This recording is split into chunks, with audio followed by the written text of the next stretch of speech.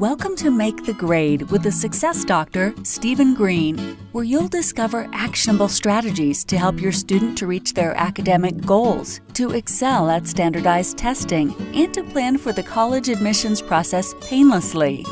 And now, here's your host, Dr. Stephen Green.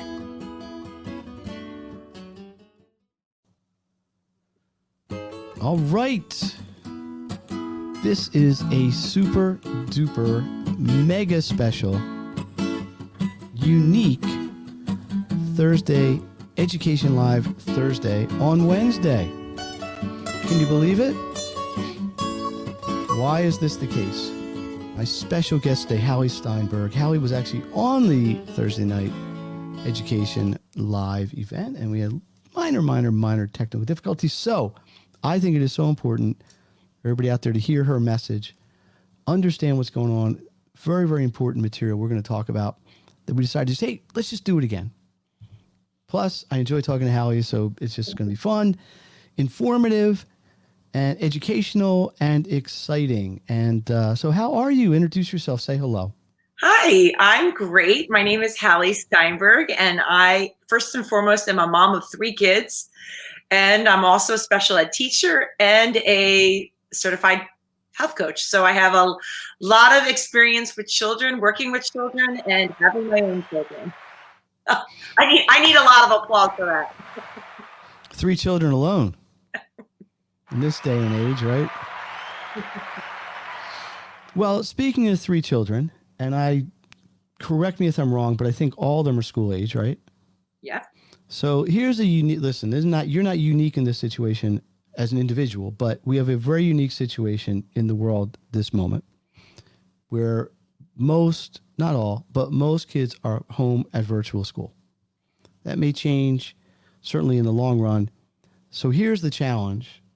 A lot of parents are telling me, I'm trying to stay home and do my work. I got a 3rd grader, 7th grader, 9th grader. They're complaining. They won't sit still. They can't sit still for 7 straight hours. Who can blame them? Not everybody has the luxury of being able to just take off and essentially homeschool their kids. So what I want to get into right off the bat here is this whole virtual education thing has created some issues. It's not healthy, I can't think, to stare at a computer for 6.5 hours, right? No. People get up, they have candy, they're not eating as well. So let's just certified nutrition health coach, whatever, health coach. What's your advice here? Let's give some right off the bat, best practices, how to make the most of this situation, maybe in a nutritional sense, in a physical sense, in a healthy sense. Right. Absolutely. Well, I'm living it right now. I have 3 kids, as I said. I have a 4th grader, an 8th grader, and a 10th grader. So I've got one in elementary, middle, and high school. So I can see them and how they are in each grade, which is kind of interesting. I'm also working from home, doing virtual coaching sessions. So that's interesting as well.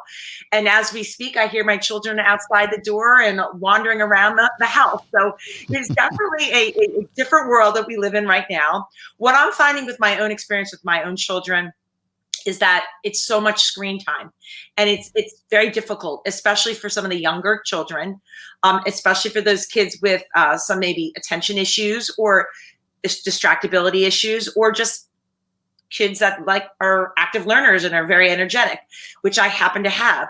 So I find what I am making sure that my kids are doing is taking breaks. And now, as they get older, they might fight you on that, but making sure that they get a moment or two to get outside, get some fresh air, get some sun. That vitamin D is so important. They're finding with COVID in general health, and we are vitamin D deficient typically as Americans. So get outside, get that sun, get some playtime in if you can. I always call it playtime, activity time, but get their bodies moving. They need a chance to get away from the screen and get in that mind-numbing, staring, eye strain, to really get outside, or even if it's a rainy day or too cold, play, but getting their bodies moving. We need to make sure that they're getting their activity. And we know, especially as a special ed teacher, we know activity helps, especially those kids with distractibility or attention issues, getting them to get their bodies moving, and then to focus on a task really makes a huge difference. Let's start with the positive. Okay. Great. I mean, you obviously mentioned getting moving, right? Mhm. Are there some specific, maybe dietary recommendations? Maybe, I mean, I guess the obvious ones are eat apples instead of candy bars or fruit, but let's see if we can make a little checklist. Okay. So we got one side on the good shoulder, right? The angel is going to say, here's the things you should be doing. Yep. So let's hear them first. And then we'll say, what really are you saying as a health coach people should avoid? Okay. So first half, positive half, what do people want to make sure they're doing just to ensure maybe even their attention, just their ability. Absolutely. So where do you start with this? So I would say, first off, to make sure that your kids get a good, we call it brainy breakfast. So a breakfast that has complex carbs, healthy fats, and some lean proteins. You don't want to just only simple carb breakfast, some of the sugary cereals, because what happens is their blood sugars will spike, and then they'll be irritable, hungry, won't be able to focus as well. So you want a really good basis for your morning. So like oatmeal with apples in it, or oatmeals with some nuts, possibly, tree nuts, or, depending on if they have allergies or not, of course, or even a bowl of cereal, but just keep an eye on that sugar content for the cereal. I always say 3-6-3 rule is a great way of figuring out for label reading. 3-6-3 rule, meaning you want at least 3 grams of fiber, less than 6 grams of sugar, and at least 3 grams of protein. And that's with snacks and cereal. I mean, if you can get that, that's basically a good way of remembering some of these label reading tips and choosing your best snacks. Because even granola bars, I mean, there are some that are very high in sugar, and there are some that are lower in sugar and have more of the healthy fats and lean proteins, like the nuts and things like that. So I would say start off with a really good, solid breakfast and make sure they're drinking, they're hydrated. A lot of kids, my kids in particular, they wake up, they want to do all these things, but they don't drink. But so I have to tell my kids, did you get your drink of water first thing when they wake up? Because as adults, we tend to drink because, we get dry at the night. And as we get older, I don't know, I'm more thirsty in the morning than I used to be. But just making sure that our kids drink. They are often dehydrated and we don't even realize it because they've gone 9, hopefully 10 hours of sleeping without hydration. So really getting that water is actually very important as well, or some kind of fluid. So once again, that morning breakfast. Also, you want to make sure they are snacking throughout the day. You want to make sure they're eating every 2 to 3 hours. And I recommend every snack to have some form of a fiber or protein as well. So, just a simple carb is maybe going to help them for a short term, but then they're going to have this blood sugar spike, and then they're going to get hungry, once again, get irritable. So you want something that has a complex carb with some protein, some fiber to help stabilize and keep them satiated for longer. So, I can give you some examples of apples and peanut butter, or cheese and whole grain crackers, or a yogurt with some nuts. So something that has basically, once again, the lean fats, but you definitely want the proteins and some complex carbs. So you don't really want them to have a cookie for a snack, or even a muffin is very high in sugar. So you want to make sure you're adding a lot of those other things to help them. So snacks throughout the day. But the other thing we want to get away from is snacking all day long. So I personally have a daughter who's got the iPad, the school issued iPad, and she'll walk in between, even though they're not supposed to be eating, in class, but right between classes, she's going to go, because class is over, go get something to eat. She's not always hungry, but it's become a habit where, all right, class is over, I'm going to go get something to eat. So also being aware of maybe too many snacks, being aware that sometimes they're becoming habitual snackers. So keeping an eye on that as well. Are you really hungry? We call that intuitive eating, really knowing when you're hungry and when you're kind of just bored or just want something else to do, or some stimulation. So it would sort of beg the question that this is going to require at least some level of planning, right? Yes. Yeah. So, maybe as a parent, in the morning you're cutting up an apple and you have it available, because a lot of kids, it's like the first thing they can grab, first thing they see, right? And you can't blame them.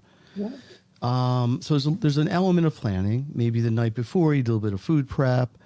And I'm going to maybe put words in your mouth and suggest that everything you just said for kids is probably equally true for adults who are confined, to the same sort of situation, which is kind of true anyway if they're in an office.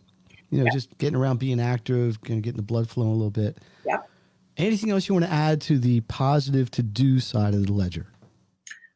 Just mental breaks. I kind of mentioned getting outside, but you alluded that to with adults.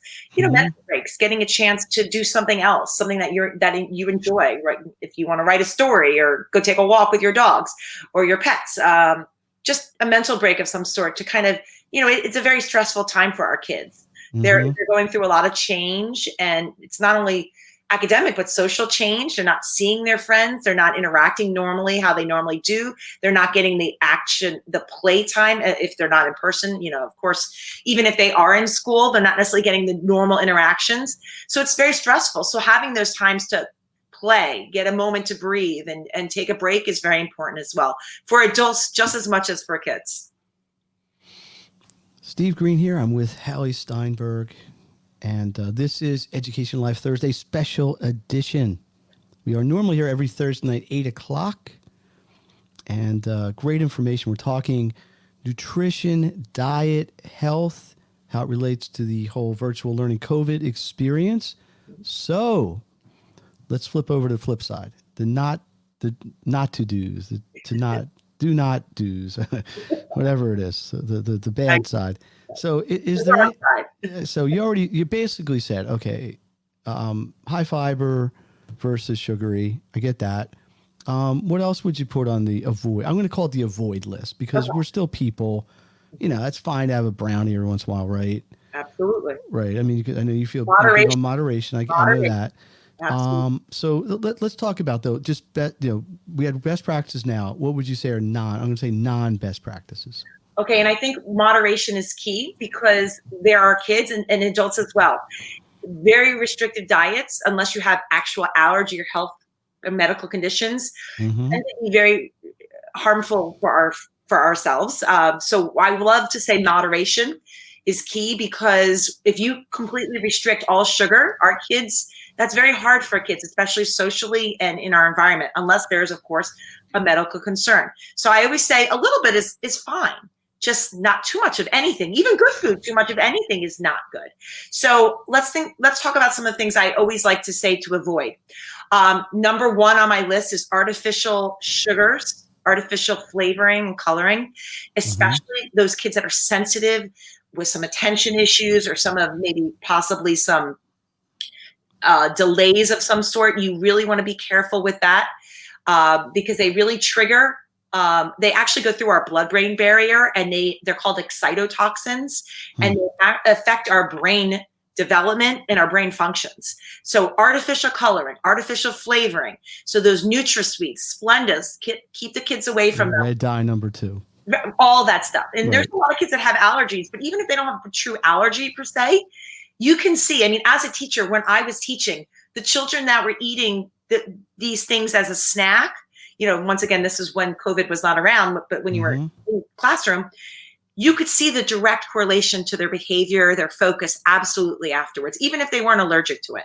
So stay away from those things. The other thing is those things, these excitotoxins that I'm mentioning, affect children far more than they affect adults. So although I do not recommend it for adults as well, our children are constantly developing and growing. Their brains are growing at such a fast rate. So the kids are far more affected by those things, especially with their brain development and growth, than adults. So that's important. So I'd stay away from all of that as much as possible. Now that's one that I actually say, if you can restrict, go for it, because really, really limit that if possible. The other thing you really want to limit is high fructose corn syrup, which is basically modified corn. And it's basically a sweetener that has no nutritional value. It's really harmful for your body. It can affect your cholesterol, it can affect brain development, it can affect so many things. It makes you crave more sugar, and it's in so many of our products. So you just have to glance and see. I mean, it's in breads, it's in it's in ketchups, it's in things that aren't even sweet that you would not even realize that it's in. So just keep an eye on high fructose corn syrup. You really want to stay away from that. And then the other one I would say is, I'll give you 3 because I don't want to overwhelm, but another one you want to stay away from really is trans fats. Another word is hydrogenated or partially hydrogenated oils. And basically what it is it's a monosaturated oil or fat that they add hydrogen atom to make it shelf stable. So basically, if you look at Crisco or like shortening, that's an example, a perfect example of trans fat. It's shelf stable. It can last for decades, and it's easy to cook, so it's okay in high heat, and it's cheap, but it's really harmful for our bodies. It affects our cell membranes. It affects our heart. It affects us in many ways. So trans fat. So to find out that, you want to look at not just our labels that say trans fat, 0 grams, because even if it says 0 grams, it actually doesn't mean it has 0 grams. It could be less than 0.5 grams. So it's called the trans fat loophole. So what you want to look for is in the ingredients, if you see anything like partially hydrogenated or hydrogenated, you do want to choose a different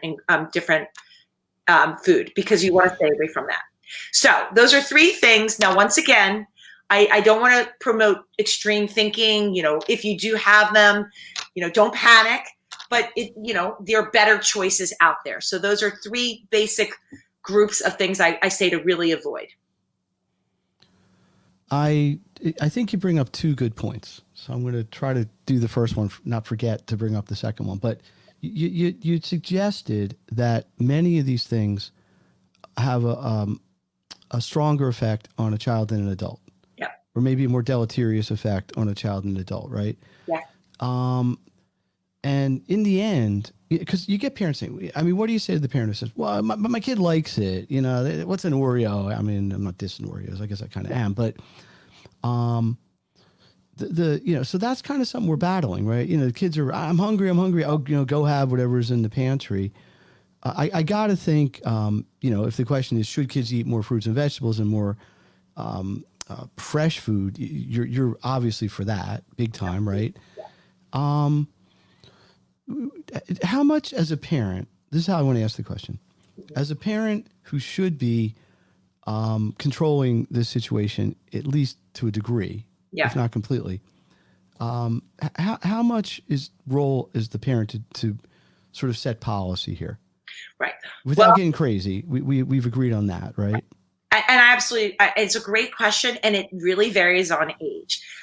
2 things. First off, if you have it in your house, your kids will eat it. If you don't have it in your house, they can't eat it. Find it somewhere else, but not in the house. So just keep that in mind. So if you are the person that goes shopping in the supermarket, try and stay on the perimeter of the supermarket for shopping. All the processed foods are in the middle. So just keep that as a guide, and think of, if you are buying chips and crackers and cookies, take a look at label reading. And that's one thing I actually work with my clients.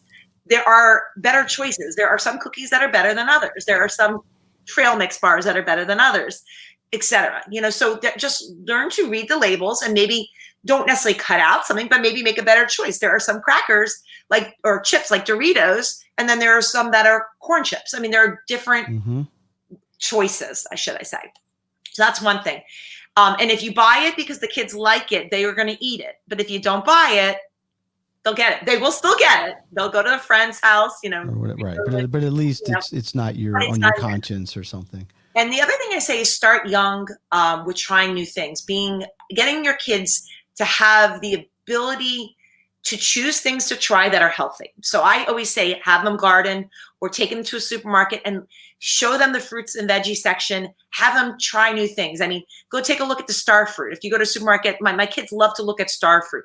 There's so many cool fruits and vegetables that you might not even have never tried, but have the kids try them. And remember, kids need to try things multiple times. They say 8 to 12 times to even develop a taste, an enjoyment of certain things. So, your kids, avocado is one of the healthiest things to eat, with the healthy fats, with all the nutrition, the vitamins and minerals.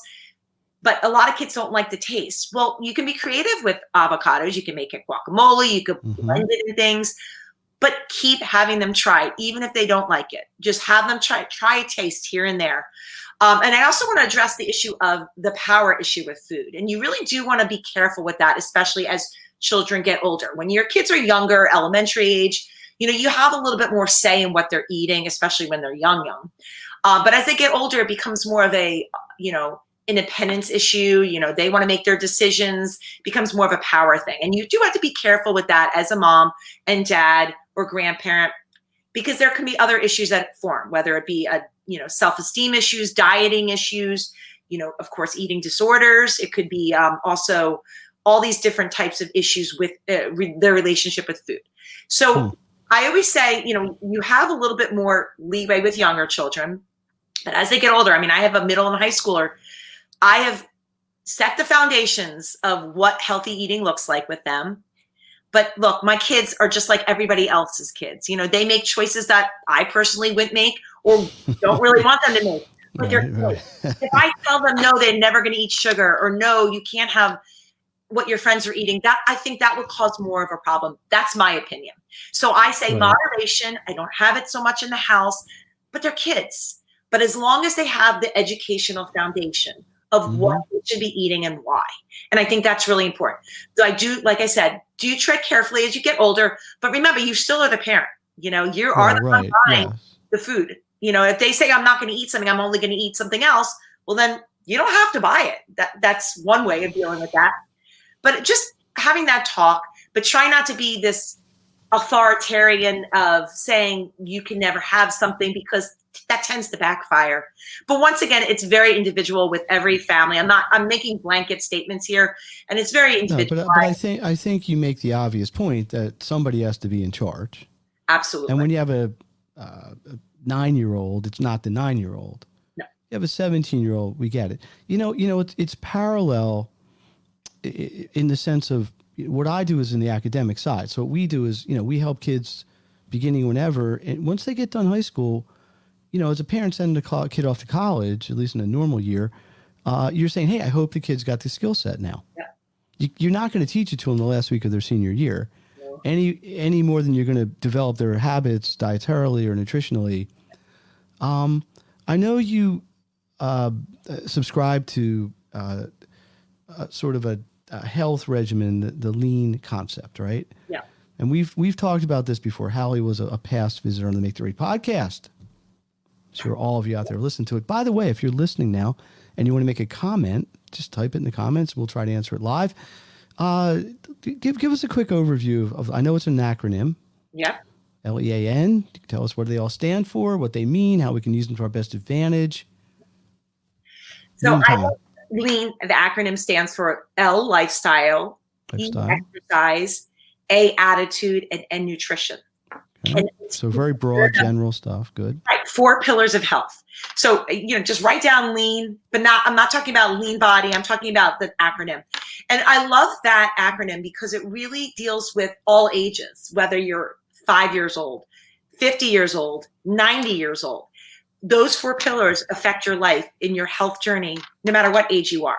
So it's not only about nutrition. It's about your lifestyle choices, how much water you drink, when you decide to eat, what your mindset is, your attitude, as well as activity. So it's all these things that make a healthy life. And I think it's so important to understand that it's a journey, that there is no perfect healthy life. We as humans will not be able to live that. There's temptation. There's our society with our foods. We do the best we can.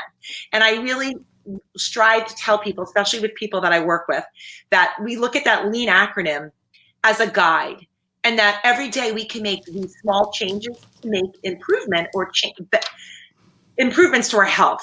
But it can be incremental changes. It can be small changes, but these things really do make a difference. And we call it the IRHA. Accountants or insurance people or financial advisors will talk about the IRA, which is your individual retirement account. As a money thing. This is like your health bank. Your IRA, individual retirement health account. And what you do, you're always investing in that. What you do now, you're investing for the good or for the bad. So what you're doing now, whatever age you are, will affect you in the future. So following those 4 principles and finding small changes to make a difference really will help you with your long health span and lifespan. So I really emphasize these small changes, little things that can make a big difference in all aspects of our health. Let me ask you 1 or 2 more questions, and we're going to wrap it up soon. I know you do health coaching. Yeah. So can you briefly maybe just describe what that might be like for someone. So I guess now you're on Zoom or whatever, but is it like recommendations for diet? Is it recommendations for health? I mean, I'm sure it varies person to person, but what benefit would somebody get, or what problem could be addressed / solved by somebody engaging and working with you? Great question. So it is very different for each person, but because I work with children, I work with adults, I work with pregnant ladies, I work with a whole lot of different types of people. But I think what I always focus on is where the person is and what they want to change. And I help basically coach them to do that. I am their guide. I educate, but I'm their guide to help them make those small changes. So when I work with people, I don't work on dieting. I don't work on weight loss. I work on how you can make your life healthier now and for the future. So of course, some people with healthier lifestyle changes are going to lose weight, but that's not my focus. It depends on who I'm working with, but when I do work with families, I do fun things. I make it very interactive. We do pantry makeovers, which is, and unfortunately with COVID, it's a little bit more challenging, but you can do them virtually. Basically, we go through the pantry. We talk about the ingredients in our food. I teach traffic light eating, which is basically red light, green light, and yellow light foods. Very simple concept. Green light foods are your fruits and vegetables. Yellow light foods are your foods that you moderate, lean proteins, healthy fats. You just can't eat them. You have to moderate them a little bit more. And then, of course, the red light foods are the sugars, the simple carbs, the things I told everybody to avoid.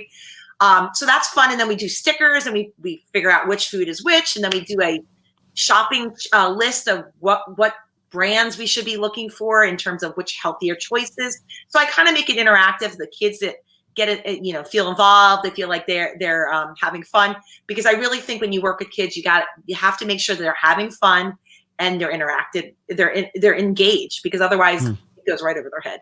I know that from teaching. Yeah. Yeah. Tell me about it. I know you have, how would somebody get a hold of you? I know you have a really fun Facebook group, which is called Hallie's Healthy Living. That's a good name for Hallie's Healthy Group. Yes, Hallie's Healthy Living. Yeah. So that's a Facebook group. They could just search that. And by the way, it's in the information stream below us here. You want to share an email or something? Did somebody wants to reach out? Absolutely. Well, a great way to look at some of my services and what I do in my philosophy is to check out my website, which is www.hallieshealthyliving.com. Which is right there. Got it. Right underneath us. Good timing. You're prepared here, Steve. Yeah, oh, yeah. Believe me, I am prepared. Yes. Thank you. So Thank you for noticing. You can always email me as well. It's halliesteinberg@gmail.com. And it's right below, says how to spell my name. There you go, see? But I really do a lot in my Facebook group, and I really promote, I would love you to share that with people.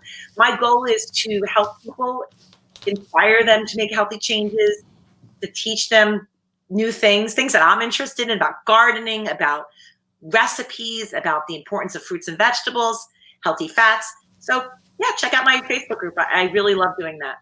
Let me ask you this question, because I've asked all my guests on this. When we get through this period of time, do you think there'll be anything positive that people brought into their routine that we're going to carry forward?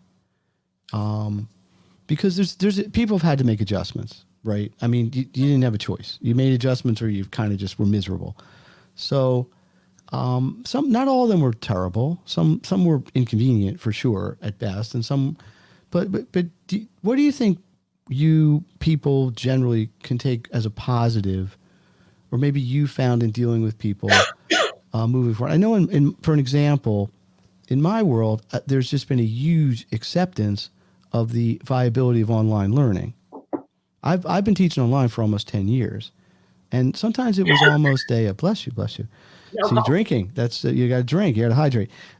It was almost an uphill battle saying to somebody, listen, the online is effective. I can do it. I know how to do it. I don't know if everybody in the world can, but I'm able to. And now I'm like 99% online. Yeah. So I think that in the education side is a carry forward. Yeah. Maybe whether it's by necessity now or not. I agree with you. And it's opened up a huge market, because I'm working with kids in different countries. I'm working with kids in many different states.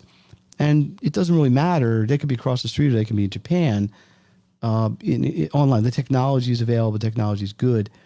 In the health side, or maybe just in life, as a parent even, of three, just keep reminding people of that. What do you see anything positive? Yeah. I mean, it's been a hard time, but there's been a lot of positive. Well, one positive that's not necessarily related to health per se is the amount of family time that people have gotten a chance to slow down a little bit. I mean, I know my kids play sports all the time, and during COVID, really when things were shut down, had a slower pace, which was kind of nice to kind of get together and regroup a bit. So that was kind of a positive. Now that sports are starting, which I'm thrilled about because how much I love sports for kids.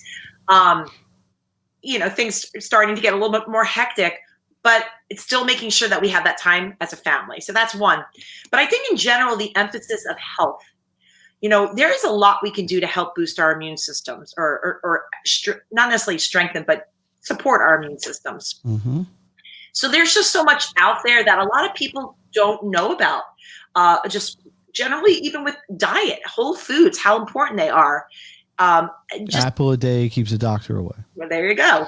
But just whole foods and just fruits and vegetables, the importance of them, as well as getting outside and moving your body. And, the CDC recommends, certain things about, especially with COVID, but generally more and more we're finding out how important our health is affecting our immune system, especially with COVID, and certain things that you can specifically do. And once again, these small changes can make a difference. So how do you support your immune system? What do I need to do? And I'm not talking about, taking supplements up the wazoo. I'm talking about real foods and healthy ways to move your body, these types of things. And I think it's the focus on how we can stay healthy and make a difference, because our immune systems need support. Our diet, the American diet is really tough. So, yeah. Well, because look, let's not in any way, shape, or form diminish the effect COVID's had, but people are always going to get colds. There's still cancer. I mean, look, and that's cancer, not a good thing.